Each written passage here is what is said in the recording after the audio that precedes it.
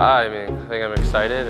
It's a pretty cool experience. I thought going into it, so came in with an open mind and didn't really expect too much. Well, pulling up to the base, the only thing I was really thinking about is this is actually happening. I'm about to jump in a snowbird and take off. And my uncle's always huge into the snowbirds. I remember going to watch it with him a couple times, but now it's just amazing to know that I was gonna go and hop in one right away. When we were pulling out to the base, there was a lot going through my mind. I was nervous and excited to get the day going. There's been a lot of anticipation coming up to the day, so I was pretty excited for it to get started. Yeah, Kendall, my roommate, did this last year, and he kind of mentioned to me that I might be picked to do it this year, and I started to get pretty worried, but he kind of coached me through it all and told me what it was all about, and he says a once-in-a-lifetime opportunity, so I just took it. I was definitely nervous coming into the day, but as I started working through everything, going through the train and everything, I just started to figure out how safe it actually is up there. And by the end of it, I was actually pretty pumped to go on it. I saw when we got there, we had to get dressed up in all this snowbird gear, and it was pretty weird to see some of the stuff they have to wear, the big boots that weren't that comfy. Liners, socks, non-flammable Under Armour, stuff like that. It was a long process, but it was pretty cool to see. Just all that stuff, just to hop on the plane for 30 minutes was something I wasn't expecting, but once I got on the gear, it was actually pretty warm and cozy. I thought I looked like the coolest guy in the world in that flight suit. I thought I looked pretty cool, and when the guys came in later, they said, Gorsey said I actually looked pretty scary, so I guess that's a good thing. I thought I looked a lot cooler than Tanner in that flight suit. Yeah, obviously I was really nervous. Once I got the suit on, I started thinking about I'm actually going to be hopping in the snowbird pretty soon, and so I just try and make little jokes with myself, with Sammy, try and get his nerves a little less. And I think everything that we did that day, I expected. I think the only thing that caught me off guard was just how easily they talked about using their parachutes and ejection and stuff like that. Obviously it's their job, so they talk about it like it's nothing, but for a second there you kind of forget that you're talking about falling out of a plane. Once I heard the two keywords, eject, eject, eject, or abandon the aircraft, I really started to get pretty nervous, because she actually made it sound like it was going to happen today. So that was pretty nerve-wracking, and I just knew that I had to remember this stuff just in case, make sure I know how to eject this thing. I don't even know how to describe it. There was definitely a belt and a buckle for every part of your body. It was probably an hour long, just figuring out how to put yourself in a seat. It was pretty crazy. Training was definitely tough on the mind and tough on my nerves too. I'm not that great in school at times for listening, so I knew I really had to listen up in the training, because it could be my life. Yeah, putting on the seatbelts was super overwhelming for sure. Seeing how many buckles there actually are, and you have to twist them and pull them, and it's a bunch of different stuff, and just thinking that I have to remember all this stuff if the plane ever goes down was pretty nerve-wracking. Yeah, I was very focused when they were showing us how to buckle into the plane there. It's the only thing keeping you alive, I guess you could say. So I was pretty intent and not messing anything up. Honestly, I can't say I really remember.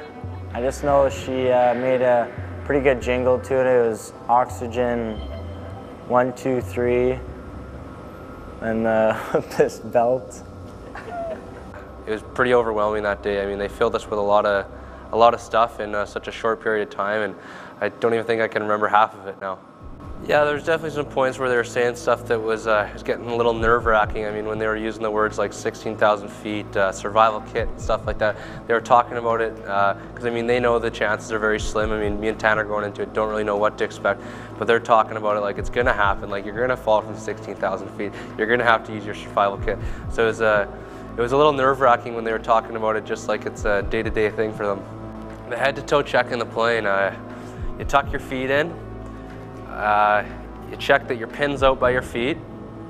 Then so you check your legs in tight, you check all your belts and straps, you check your oxygen, and I'm sure I'm missing something here.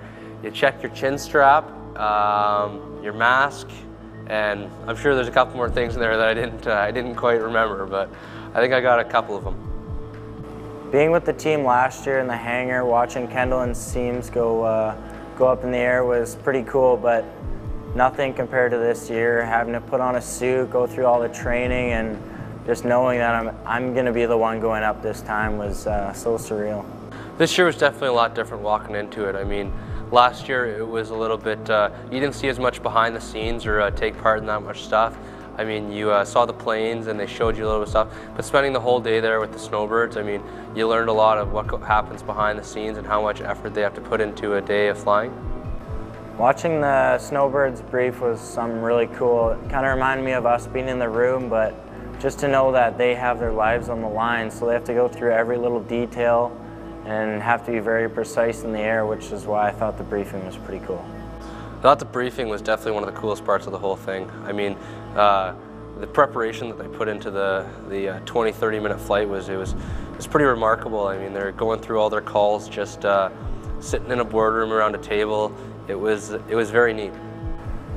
I mean, I didn't really expect to see them visualizing that much, but when I started thinking about it again, I'm just thinking that these guys are putting their life on the line. They have to make everything down to a certain point, and it was pretty cool.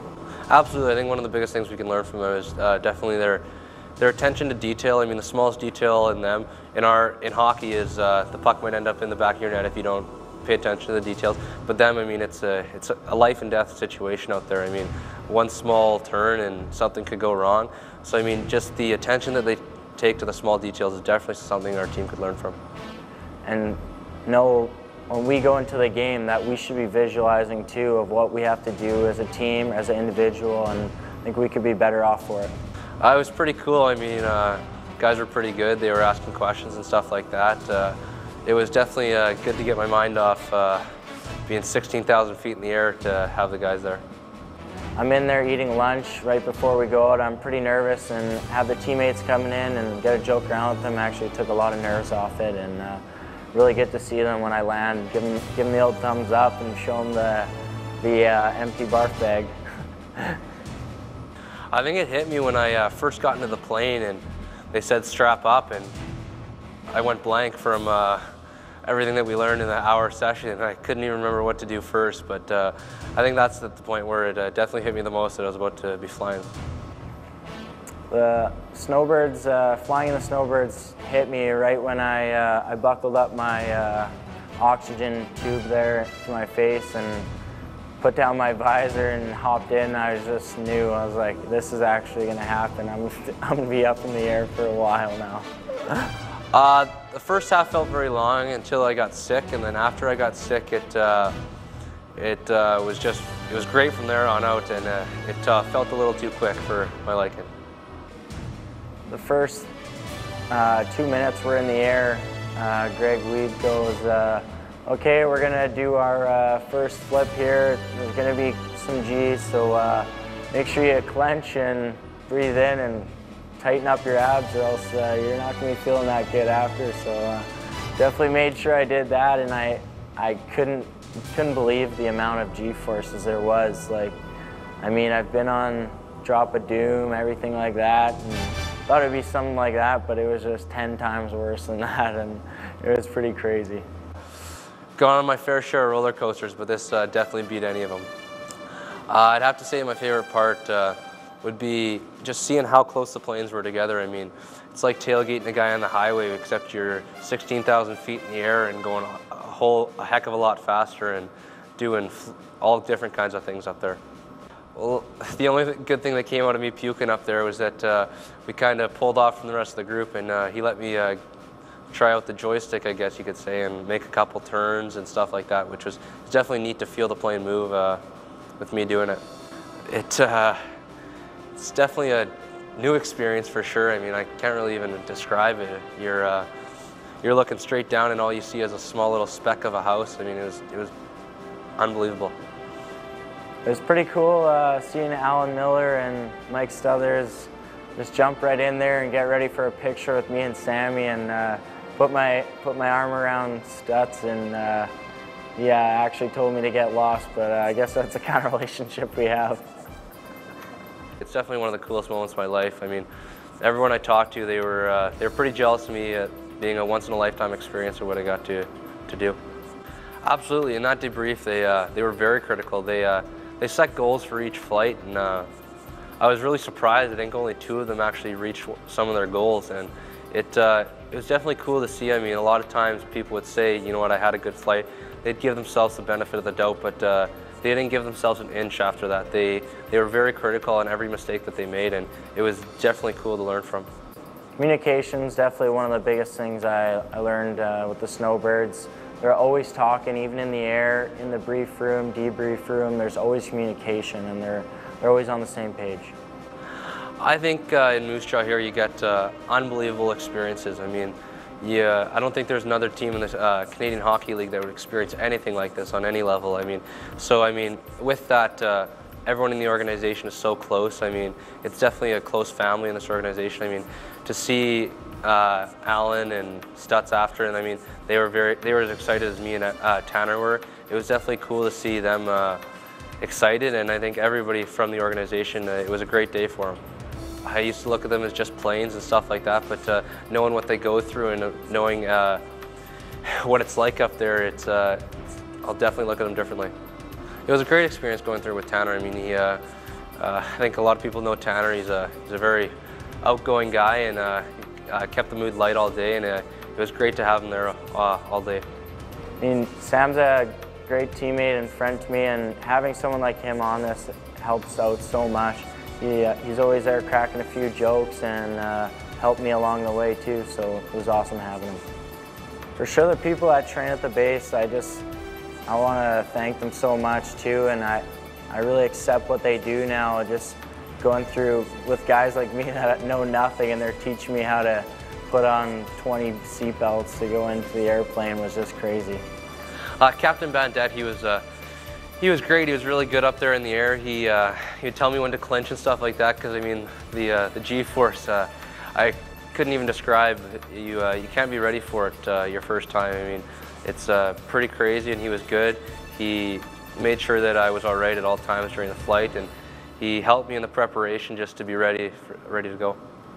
Captain Greg Wiebe was outstanding for me. I mean, in the flight, he always told me when the G's were coming up so I could get ready for it, and I think that helped me a lot with with not puking. And but even once we got down, he showed me how to put the pin in, everything, and showed me how to unbuckle some stuff. And he was just so good on the whole flight, and talked to me a lot while we were in the air and everything. So it's great having him. It was very cool meeting Major Carmichael. I mean, she was very nice. She gave us a lot of tips and stuff of what to do in the flight, as being one of the only females to ever fly a snowbird, which is very cool on her part. And I mean, she was very nice, and she was great to us all day. For sure. Seeing the Snowbirds now, I'm gonna definitely show them a lot more respect, and definitely knowing what they have to go through every day is just something I'll appreciate so much more. And I couldn't imagine doing that 2 to 3 times a day. Is just crazy. I think everybody we ran into was a great person. I mean, everyone treated us great, and I mean, they opened up their doors, and it was awesome all day long. Seeing all the Snowbird stuff outside of the pilots really made me appreciate how much there actually is there.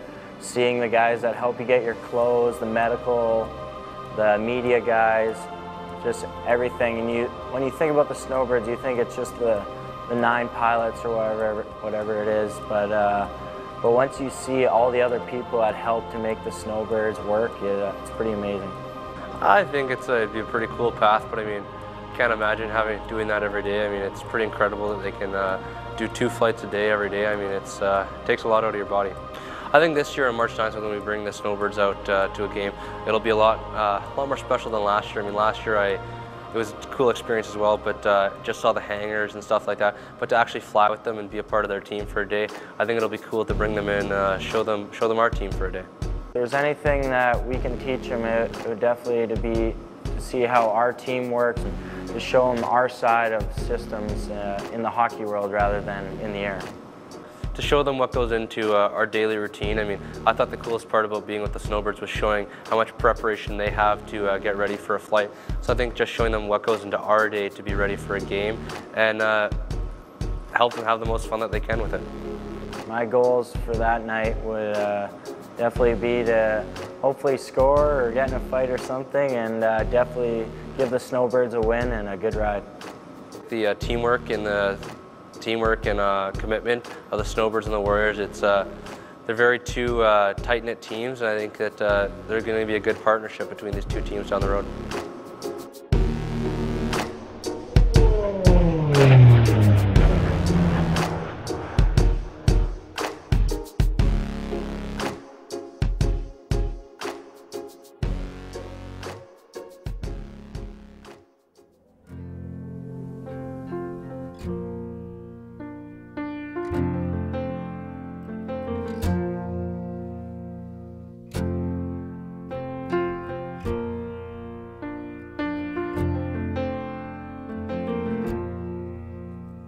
Well, I woke up to the sound of silence. The cars were cutting like knives in a fist fight,